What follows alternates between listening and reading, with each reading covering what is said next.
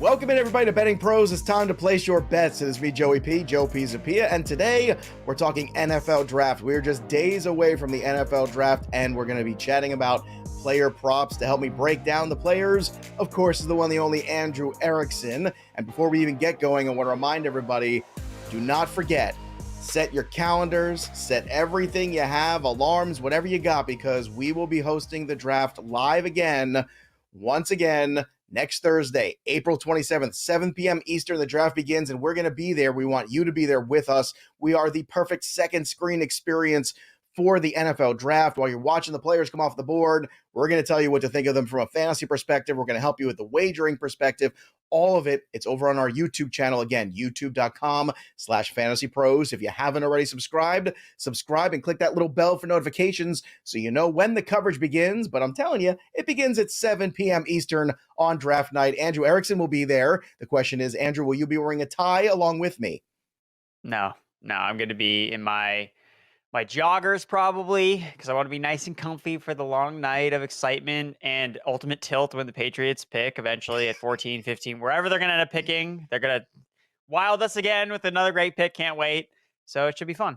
Yeah, it's going to be real fun. It was really fun last year when you and I were on together and they took Tyquan Thornton. That was a great time. I really enjoyed that. Cole Strange, really. Cole Strange was another one. Yeah. That was another one. But at any rate, before we get going into the show, remember BetMGM, the king of sportsbooks, is the sponsor, offering $1,000 to new users. So if you're making some bets here on the NFL Draft, it's a good place to do it. Is BetMGM. You get $1,000 in free bonuses if you do it right here and use that promo code JUICE. Again, that promo code at BetMGM is JUICE. So go ahead and download the BetMGM app now. And let's talk about some of the numbers here of the over-unders, Erickson, on some of these players and where they might end up. Right now, let's start with Zay Flowers, who is at 22.5 in terms of pick number, the over-under. Now, this is a limited wide receiver draft. I've heard a lot of people say things like, well, outside of JSN, there really isn't a slam dunk guy. But I think, sometimes we begin to be surprised, and it's become a wide receiver league. So in your opinion, is Zay Flowers going to go over or under this 22.5? I'm going to say under. And this is a line that's moved recently, I think, in the last couple of weeks. I think it was originally at 24.5, now down to 22.5. So the money is coming in on the under, and that's where I'm going to continue to hammer away at it. I just don't think a team, especially like the Seattle Seahawks, like that's a team that's been connected to Zay Flowers throughout the process. A lot of my mock drafts have Zay Flowers going to the Seahawks. Then you have the Chargers, Ravens, Patriots, all picked before 23. I just don't see all those teams that you could see a need for a wide receiver. Maybe it isn't Zay, but the way that the market is kind of trending, Zay looks like he's going to be the number 2 receiver off the board and doesn't come with as many issues with some of these other players where you see the upside, but there's a lot of downsides. Zay Flowers, a senior, standout at BC. I think people feel more safe about his projection. And because of this draft class, it's just not super top heavy. Drafting safety does make a lot of sense. I think that's kind of where Zay Flowers kind of fits in. Yeah, there's a couple good fits there for him right around that pick. So the under on the 22.5. And look, it's a wide receiver league, so teams are going to be aggressive. Even if the pool isn't great, the need's going to be there for a lot of teams, and maybe they can elevate some of these players in the right system. Jalen Carter, defensive tackle. Now, his draft stock was very high, and then it took a tumble. Starting to climb back up. The number is 6.5 right now. Are you in the over or the under side of Jalen Carter at 6.5? If you'd asked me this a couple of weeks ago, I probably would have been on the over side of this, projecting him to be more kind of like the Eagles, basically being that firewall team where Howie Roseman is going to take him regardless of whatever was going on because they picked in 10th. They have another first round pick. Just get the best player, like easy game. But now that we're kind of hearing, okay, the off the field things have kind of cleared up a little bit. And now the rhetoric is, oh, well, is he a high effort guy? Is he giving, and that to me is like, teams basically putting out smoke that, yeah, he's not a high motor guy. Like when we talked to him, he said that he doesn't try very hard. So the team's kind of inviting the fact, hey, let's let him fall to us. I think specific with the Lions, like Dan Campbell didn't come out and like have like these raving reviews about Jalen Carter, but like, what does he come out and supposed to say? Like, he's not going to say, oh, like this guy should be the first pick overall. It's like, no, like he wants to suppress his stock so that he's available to the Lions when they pick at number 6 overall. And ultimately, I don't think that the Lions would pass on Jalen Carter if he's there at 6. So I'm going to go under here at 6.5. I would not be shocked if somebody traded up to take him, to be honest with you, Yeah. because he is the best guy at that position in this draft, and it's pretty clear. I think there's a clear linebacker, there's a clear, edge rusher, there's also a clear defensive tackle, and I think he is it.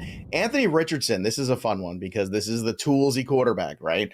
The size, the speed, all the measurables, but some of the intangibles are still a work in progress. His number is now 4.5 over at Betting Pros for the over-under of when he gets drafted. Some of the teams, we can kind of pair this together if you think. We're looking at the Tennessee Titans at plus 200 to select him, the Indianapolis Colts at plus 250, the Las Vegas Raiders at plus 430. Then, of course, later on, you have the Seahawks at plus 1,000 and so on and so forth. But Richardson, a polarizing figure. How do you see him fitting into one of these teams? Is there a wager you want to make? And do you agree it's going to be the under potentially, which would put the Indianapolis Colts on there potentially at plus 250, even if somebody moves up also for Anthony Richardson? Yeah, I like the underplay at plus money because when you looked at Richardson throughout the pre-draft process, he was the favorite to be the number 3 overall pick, at minus odds. So he was the favorite to be there. And that was with the Cardinals still picking at number 3. Now, people are starting to back off on Richardson going 3rd overall because, the Cardinals are still in hold of that 3rd overall pick. They're not going to have that pick when the draft is all said and done because they have no incentive right now to try to trade that pick because teams don't know what the Texans are doing at number 2. So if I'm a team, I'm not going to trade up for the number 3 spot and then have the Texans take the guy I want at number 2 and then be left holding the bag, be like, okay, I just traded up and now I don't have the guy that I want.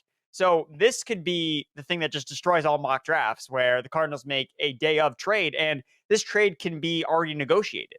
It's like, hey, if this guy is here, we're going to make this trade. So it's not going to be necessarily out of the blue from the team's perspectives, but from our viewership, it's going to make it very entertaining to watch the top 3. So for me, I like the under here with Richardson. Again, I mentioned it's at plus money, and it's because he is the guy that you go up and trade for.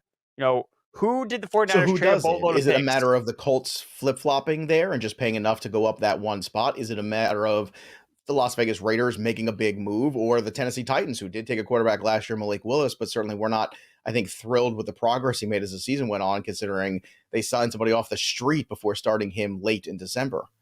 Yeah, I think when it comes to the teams, I like the Titans, I like the Raiders, the Texans. And I think too with the Richardson play here is you also have potential outs with at number 2, let's say the Texans just take Richardson. Let's say they like him more than Stroud. Is that impossible? No. And you could also argue the Colts. What if this smoke about Levis is just not true? They like Richardson more. It makes more sense from a Shane Steichen point of view. He was with Jalen Hurts. Why would they want Levis when they could get Anthony Richardson, who profiles, I think, more towards a Jalen Hurts type of player?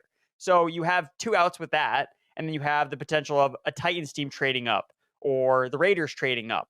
And when you look at those teams, the Cardinals, Monty Ossenfort, where does he come from? The New England Patriots and the Tennessee Titans. That's how these trades get done because of relationships. So even in the wildest one would be like the Patriots. Because again, there's a connection there with Monty Ossenfort with the Patriots organization. Same thing with Nick Caserio and the Texans. So there's a lot of ways where I don't know which team it's going to be, but there are a lot of outs that I think that it's worth it at plus money for. At the end of the day, there's going to be a team that moves up, and whether it's the Texans or through a flurry of trades, I do think Richardson's going to be a top 5 pick. All right, let's talk about Jaxson Smith-Njigba. 12.5 is the over-under for him to be selected in the draft. The Houston Texans are the favorite on the board at plus 450. They've got multiple picks. We know the New England Patriots are plus 500, but you and I both know that ain't going to happen. There's no way they're going to actually go ahead and take a weapon. God forbid. The Green Bay Packers are plus 500. They're more interesting. The Giants at plus 1,200 certainly could use some help there. The Bears are at 1,200. So are the Titans at 14. So both in the double digits there, those 3 teams. Jaxson Smith-Njigba seems to be the consensus number 1. We've seen the consensus number 1 not go number 1 overall, depending on what the system is and what they're looking for and how they evaluate talent. So is he the first guy off the board in your opinion? And if so, is it under 12.5? I think he's the first guy off the board. And for me, the way I view it is I wouldn't want to bet him to go under 12.5. I'd rather just bet him to go to the Texans.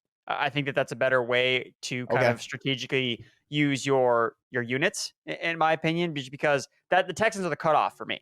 It's like if he doesn't go, I think that 12 spot for Houston is a good spot for him. That's kind of where I've mocked him in a lot of my mock drafts. But if they just decide they want somebody else, which is totally possible, they just may not want a receiver, then he's going to fall to any number of these teams where I don't really feel strongly about any of these teams in particular, like drafting him except the Texans, but they're already the favorites. So that's how I would probably approach it. But if the Texans don't take him, then yeah, I think he's going to be over. All right. Will Levis, last guy we're going to talk about before we move on to being drafted by position. We have Will Levis at 6.5 is the number at the over-under. You have the Indianapolis Colts at plus 100, as you mentioned earlier. A lot of smoke there, a lot of words coming out of people's mouths about Will Levis and the Colts. The Houston Texans at plus 350. Then the Raiders at plus 600, which to me is the best ROI on this board. If anybody wants to throw the football, it's got to be Josh McDaniels. The Titans at plus 1,000. Then you have the Seahawks and Buccaneers kind of pulling up the rear here later on. But I'm looking at the plus 600. I'm looking at the Raiders. But what do you think about the 6.5 and the landing spot for Will Levis? I mean, I'm pounding the over on this. I do not think that he's going to be a top 6 pick. I get that, quarterbacks, teams need them. So why would Will Levis be the quarterback that teams need the most? Like, that just doesn't make any sense to me. And this steam that he's gotten in the last week and a half, where it's like, oh, well, the Colts really like him, even though the Colts, general manager and owner tweeted out a picture of him and all the quarterbacks and all the different scenarios they could do. I think it's a lot of smoke coming from Indianapolis. I think they're just kind of like enjoying the pain between the number 2 overall pick and number 3 pick, kind of sitting pretty at 4, being like, all right, well, we'll see what happens. Like, we're not really sure. Maybe we'll take the best defensive player. So I don't think that Levis is a lock at all to go to the Colts. So plus 100. I mean, I can get a better payout to just have him go over 6.5 than for him to go to the Colts at plus 100 versus plus 150. So child, please. I'm pounding the over on Will Levis 6.5.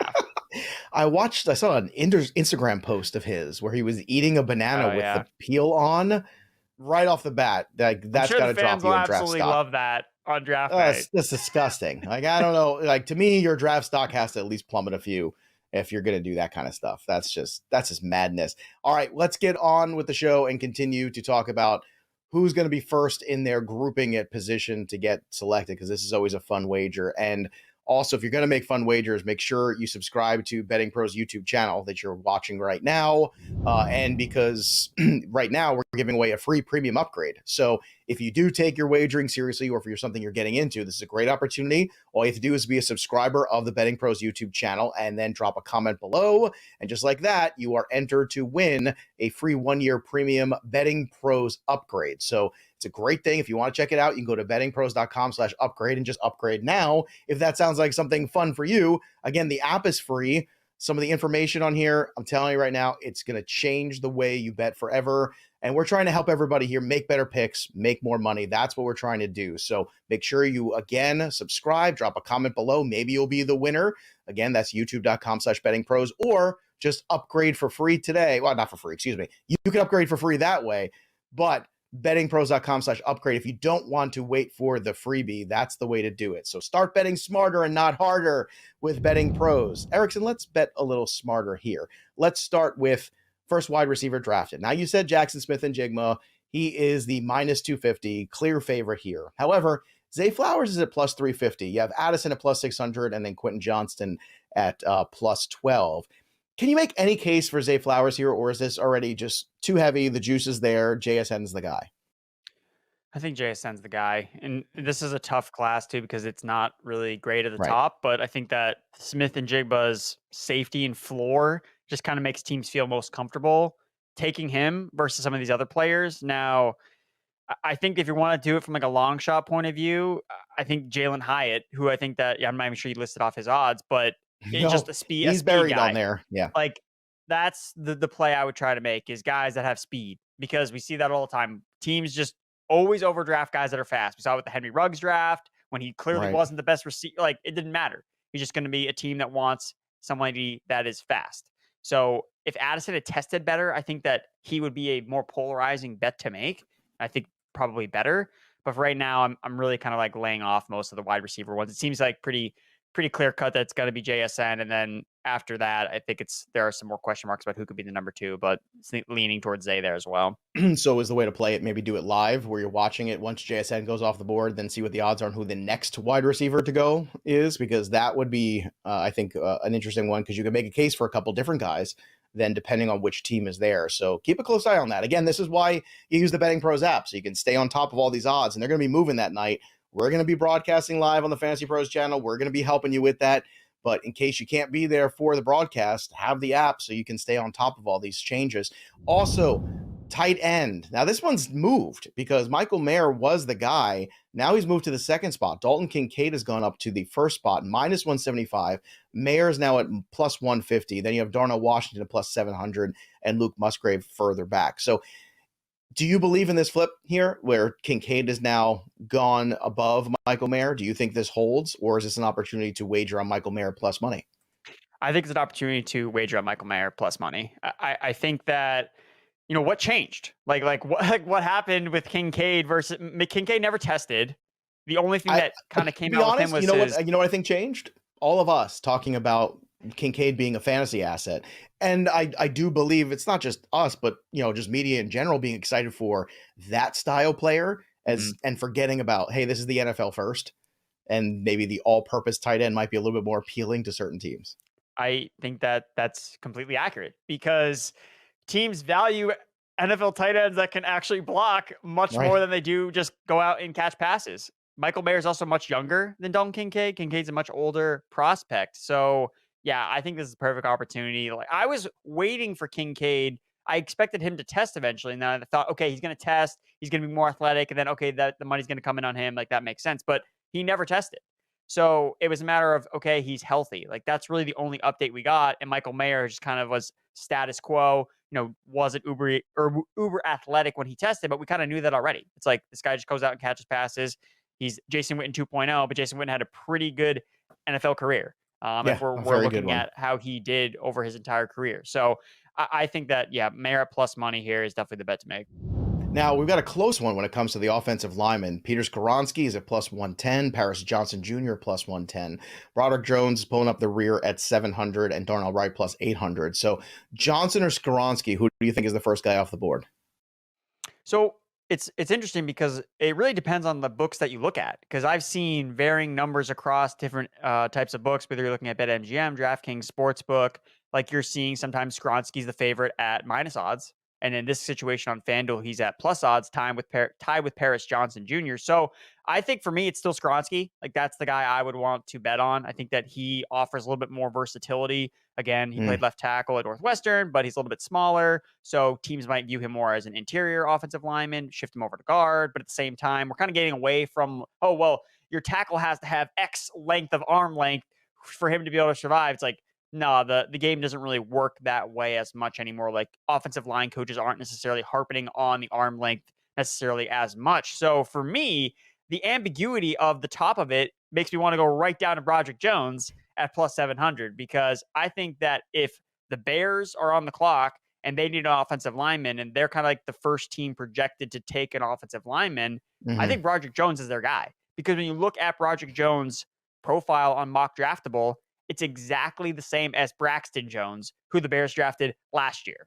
So I think he hits their profile. And I think the ambiguity at the top of this is telling you that, hey, there's an opportunity that it could be a third party that actually ends up being the number one lineman here. And I like Broderick Jones at plus 700. First defensive player drafted, Will Anderson is minus 400. It's a lot of juice there. Then Tyree Wilson at plus 5 and Jalen Carter plus 750. I think Carter's a fascinating long shot here because I could see a team moving up for him, because it wasn't that long ago where he was that consensus. We were talking about maybe he's the best player in this draft, all these other conversations being had. What do you think? You think that's crazy? You think it's going to be Will Anderson no matter what? I mean, we also know trades impact things too. Like, all of a sudden the team that might have been lined up to take Will Anderson, they move out, another quarterback goes up. Next thing you know, the draft shakes out a little differently than you think. What do you think about this one? Is this one very far gone, or is there still opportunity? No, I don't think it is. I think that for me, I like Tyree Wilson to be the first defensive player drafted. I just look at him and he reminds me more of the freakiness of like the Trayvon Walker, where Aiden Hutchinson is the Will Anderson, where it's like, you know exactly what you're getting. Like, he's going to be a super safe prospect. He's going to be super productive, but that's not how the NFL draft works. Like teams fall in love with these freaky guys. It's like, we don't care about the production. We just want the guy that tests off the charts and can be this, ultimate freak. and that's Tyree Wilson. So again, it goes back to, okay, he was hurt during the pre-draft process, so he didn't really necessarily get to test. But at the same time, teams talk about how, oh my God, like this guy, when you look at pressures per game, like when he was healthy at Texas Tech last year, he was just as productive as Will Anderson. So I think Tyree Wilson at plus odds. I mean, these odds have come down a lot. I think that when I made my bet with Tyree Wilson to be the first defensive player, which I posted on my draft prop card, which you can find over on bettingpros.com, I was at plus 50. It was hey, at I've plus got one 50. too.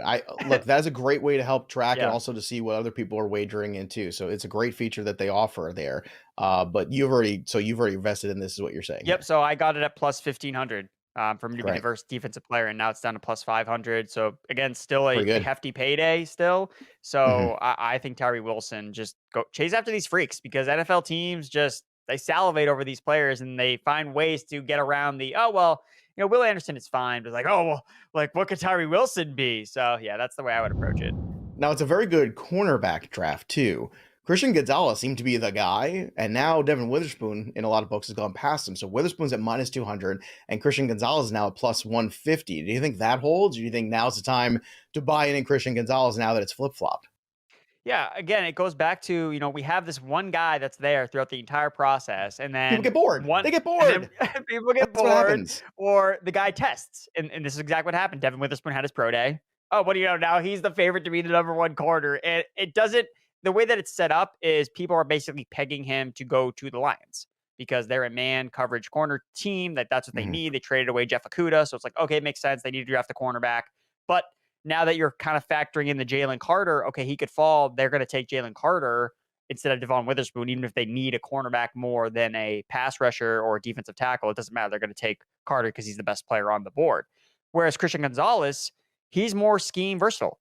Like, I don't think that he needs to be in a man corner coverage team. Like, he can play zone a little bit better than a guy like Devon Witherspoon. So, yeah, for me, it's like, why is the market so confident it's going to be Witherspoon, especially now that they have to peg him to the Lions? Because there are plenty of teams that could take a cornerback, like the Raiders, who are just looking for speed. I'm looking for the athletic freak, who in this case is Gonzalez and not necessarily Witherspoon. So, yeah, I think Gonzalez would be the bet that I would make. One more to get to. First linebacker drafted, Drew Sanders at plus 125. We have Jack Campbell at the same plus 125. Then Trenton Simpson at plus 380. Any feel on this one? So I gotta give shout out to Thor because he's been pounding the table for Jack Campbell to be the first linebacker drafted, and I am tailing him all the way because he knows his Iowa guys. He So does. I think it makes sense, you know, looking at Jack Campbell versus Drew Sanders. Jack Campbell's a more of a traditional like middle linebacker prospect, whereas Drew Sanders kind of has this pass rushing type of off the edge blitz type of skill set. So again, you're looking at, okay, he is more specific to a certain scheme. Like you're drafting Drew Sanders because you want a linebacker that's going to blitz and come off the edge versus Jack Campbell, who is your more prototypical all-around linebacker. And there's just not a lot of those guys in this class that are just like plug and play, day one starter, middle linebacker. Like that's Jack Campbell, whereas Drew Sanders is more of a niche type. So I just don't understand really why like Drew Sanders has been the favorite. I mean, we're not seeing a lot of linebacker action anyway from I don't expect there to be one drafted in round one. So for me, No. I'm going with Thor's guy and Jack Campbell. There you go. All right. I would be remiss, Andrew, if I let you go without talking about a fun wager, because we've been doing this for months now, and everybody locks into at least one really fun NFL draft wager. So what do you have for the people? Lay it out there for them. All right. So on DraftKings Sportsbook, you can bet on Jake Moody, the kicker from the Michigan Wolverines, to be drafted by a certain team.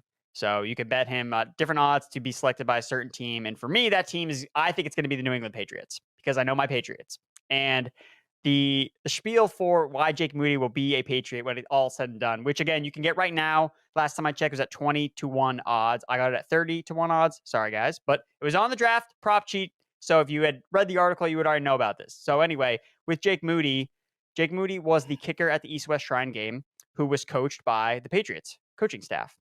And ESPN's Mike Reese reported that Bill Belichick was so heavily involved with the special teams unit that people thought he was the special teams coach during the East-West Shrine game. The special teams unit was dreadful at the second half of last year, so he certainly needs to fix a lot of problems with the special teams unit, but continue. Yes, he does. And Nick Folk, who is coming off his worst year to date, is going to be 38 years old. It was not impressive last year, especially in bad weather games. Like, he could not be trusted whatsoever. And during the East-West Shrine game, Moody hit 4 field goals, 2 which were over 50 yards. The team that the Patriots were coaching won 12-6.